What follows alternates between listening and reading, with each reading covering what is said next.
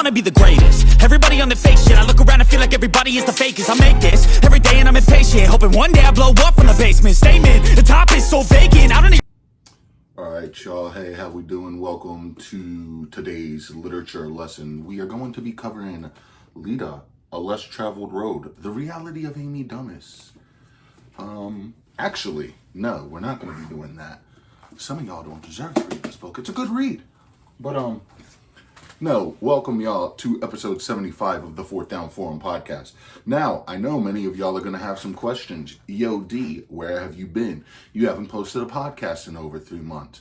Who's your favorite wrestling faction? What are we covering today? And I'm here to tell y'all, it doesn't matter what we're covering. Well, actually, it kind of does.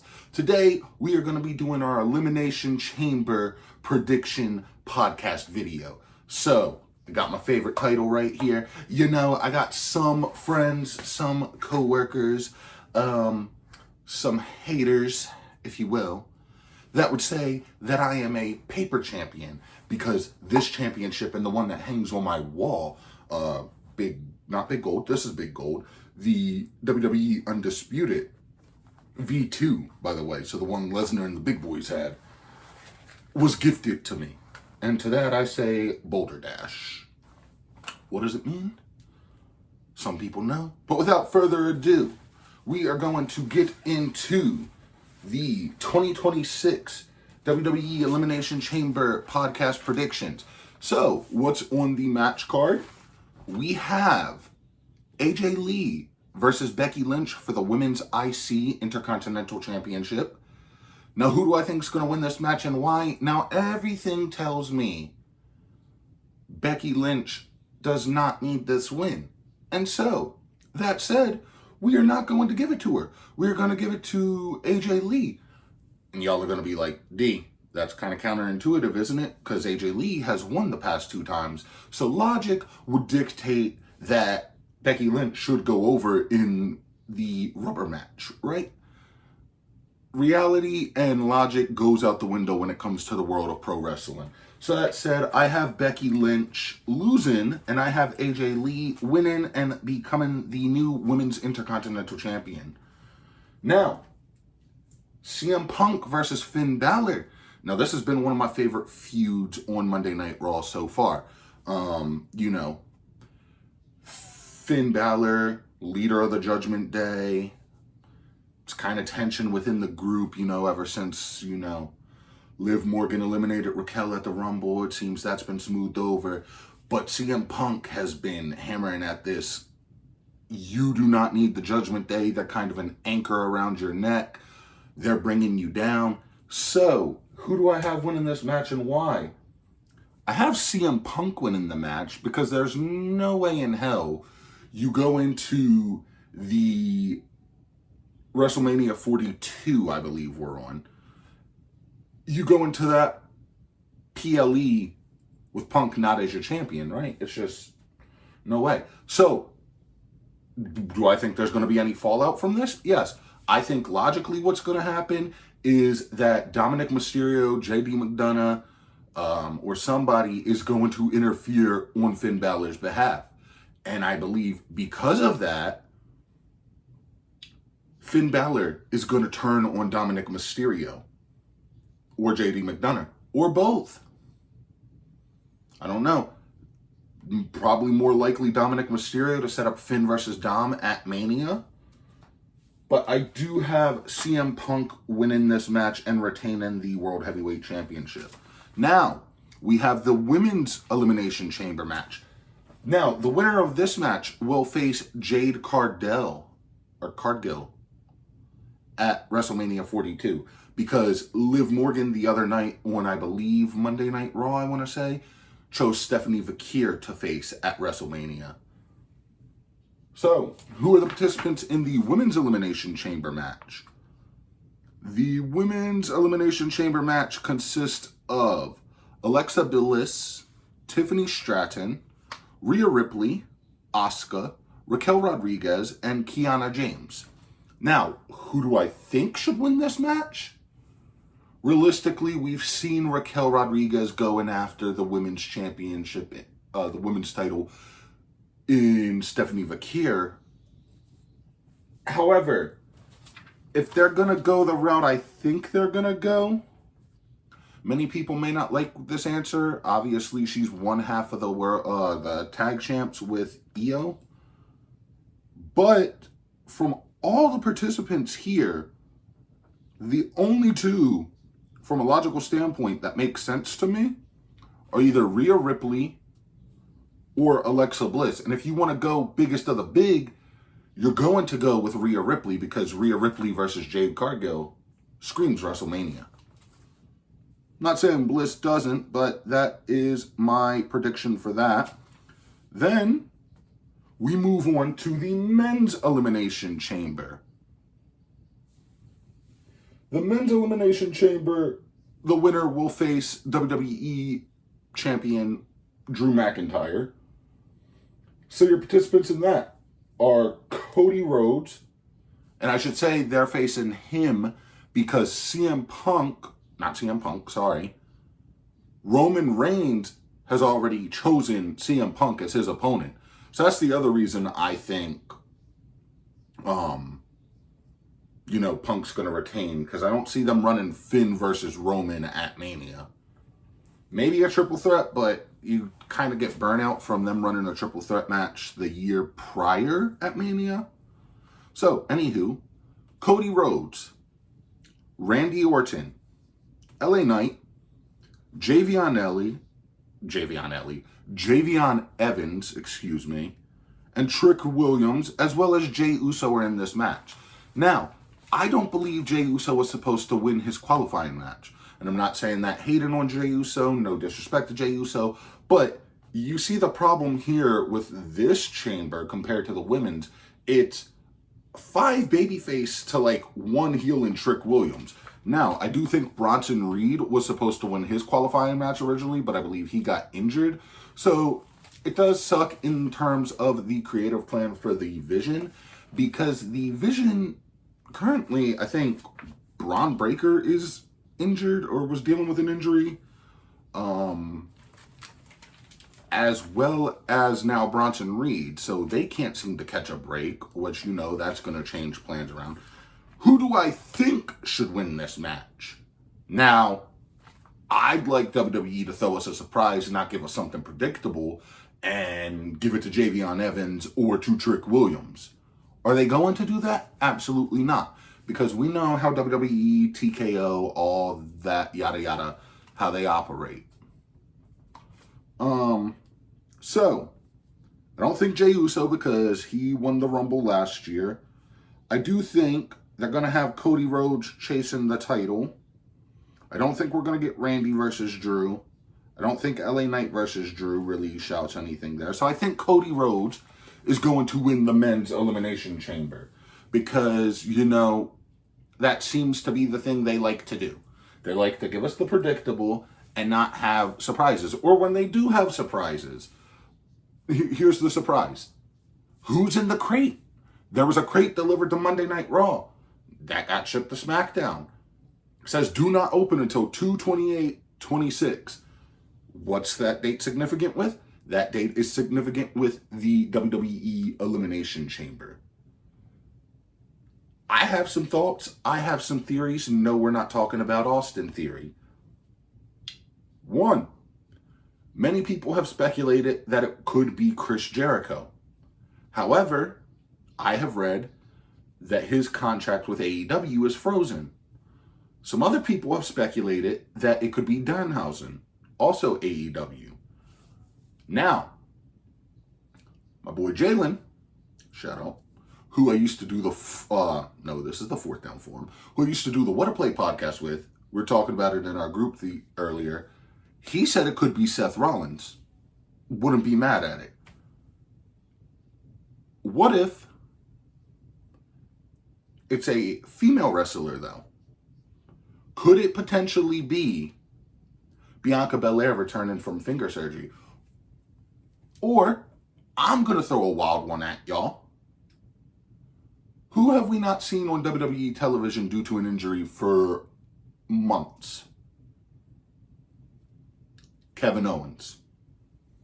I'm going to throw it out there that KO is the man in the crate. Who do y'all believe is the person in the crate? Leave your comments below. What else do we got on here? We'll end that with the episode. The episode is not over yet, so. The phenomenal one, AJ Styles, this past Monday night on Monday Night Raw, officially retired from in-ring competition, retired from the WWE. He had went on record saying he did not want to be in any Hall of Fame while he was an active competitor. So what made this official was after Monday Night Raw was dying down and stuff, who else but the dead man, The Undertaker, to come out and be like, AJ, we got unfinished business. The unfinished business being Taker letting him know that he is going into the 2026 WWE Hall of Fame. Now, I imagine he'll be the headliner of this year's class. And it's really cool to see Taker's new gimmick is now taking wrestlers to the afterlife of the WWE Hall of Fame, because he did the same thing with Stephanie McMahon when it was announced she was going into the WWE Hall of Fame. So, yep, we covered that. So those are your two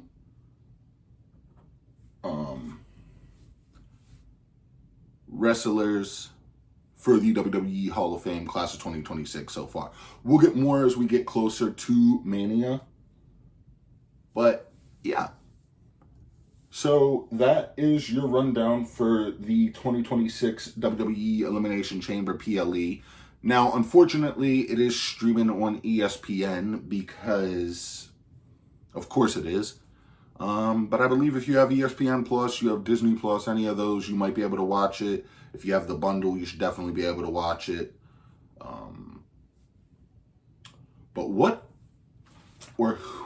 is some of y'all's favorite past Chamber moment or matches? For me, 2008 No Way Out, the Chamber in which I believe Taker Batista won, and the Raw one in which Jeff Hardy and a bunch of other guys were in. I also particularly enjoyed the one where Edge went in as champion of one brand and came out as champion of the other brand when he was wrestling for WWE. So, I do want to let y'all know, first and foremost, thank y'all for sticking with me, for those of you who are still subscribed to the channel. I know I haven't been regularly uploading podcasts, and honestly, I got complacent with it, I'm not going to lie. I had, give me just a second, y'all. I had some stuff going on that I was working through, you know, trying to better myself, things of that nature, working on myself, reading a lot more. Now, this book I've read once. I haven't done a reread through of. Right now, I'm doing a reread through of the Harry Potter series. But, like I said, I am back. Thank y'all for those of y'all who have stayed sub to the channel. I know we have lost some subscribers, and that is fair. I'm going to be more active on the YouTube channel. Football season is over. I know I kind of started slipping with the prediction videos for NFL. I know I said we were going to get college. I know the Kobe Bryant podcast video I said was going to get posted and then didn't. I'm not saying these aren't things that aren't going to come back up on the channel. I want to find the right moment to do so. But what I should let y'all know is where we're at right now with the channel. Obviously, football season is over. Basketball season, y'all will get another video right around when the playoffs happen. I'm aiming for the NBA finals and then start of season. That's typically when I like to do the basketball videos. Wrestling pay-per-views. Shout out to my boy Big Mike at the Runnin' Wrestling podcast. He does really, really, really good work covering prediction videos, things of that nature. Shout out to my podcast fam at 14 Rings, I believe they are now. They do great work on covering a variety of topics of sports. But yeah, so we're going to do a lot more wrestling content, predicting PLEs, stuff like that. We're going to do baseball opening day. And for those of y'all who don't believe me, I know y'all can't see it, but right here, written down, is already the layout for the baseball podcast. Free agency frenzy. Now, when the NFL has their free agency come up, we will be doing a video on that. This is not the What a Play podcast anymore. See, I'm a little rusty, but work with me and I'll work with y'all. The Fourth Down Forum mock draft podcast is something I aim to do every year. That's usually something I have in collaboration with my boy Michael. Y'all have seen him on the channel before. Y'all may know him by his social media handles. Panflips, I believe it is. But that is to say, this is something that I want to get back into. I want to start working with my sponsors again. I want to build up relationships, networking, because if I can sit here in front of a camera, I can hold y'all's attention, I can captivate an audience, I'm doing something right. And if I stray away from that, I'm doing something wrong. So obviously, I want to build the channel back up to, we're at 305 subscribers, I believe, right now. I want to get that to 500 subs. We'll do our second giveaway then. I've been on record saying that for a while. Other stuff coming to the channel. Now, when football season rolls back around in the fall, so we're only going into March. So that's plenty of time for me to, sit here and work on stuff. We can do player profiles. We could do top 10 sports moments that happened on this day. I was sitting there thinking, and that just shows how irresponsible I got with the channel, I should say. I was like, ooh, I could do a player profile on Steve McNair. Not realizing, I don't know if it was under this umbrella or under the What a Play umbrella, but we've definitely already done the Steve McNair or the Air McNair episode. So, going forward, I'm going to be uploading a lot more. I'm going to be working behind the scenes to work on a schedule. I'm going to try and post more on the podcast TikTok. On my personal one, I just post here and there. But I know, like, for example, NFL news, the Seahawks, after they won the Super Bowl, went up for sale. That should have been something I was covering. Javonte Williams, all these players getting franchise tagged. Javonte didn't. He got an extension. The Dolphins releasing Tyreek Hill and Bradley Chubb.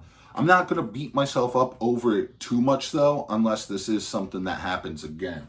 But I do want to thank a lot of my friends, family support system, if you will, because they have been pushing me to be like, dude, this is something you enjoy. This is something you're trying to make a career with. You need to get your ass back on it. You need to stay consistent with it. So to that, I say thank y'all. Appreciate it. Thank y'all for lighting a fire under my ass. And yeah, we're going to keep grinding. We're going to keep going. Things coming to the channel. Like I said, we'll get into that once we get into like different seasons and stuff like that. Who knows? I'm not going to make any promises, but I might do a March Madness bracket. It'd probably get busted as soon as I go to fill it out, though.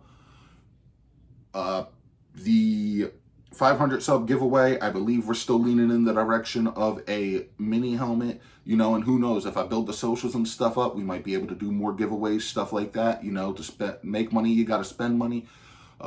Much love. Thank y'all for the support. And I will see y'all back here for episode 76.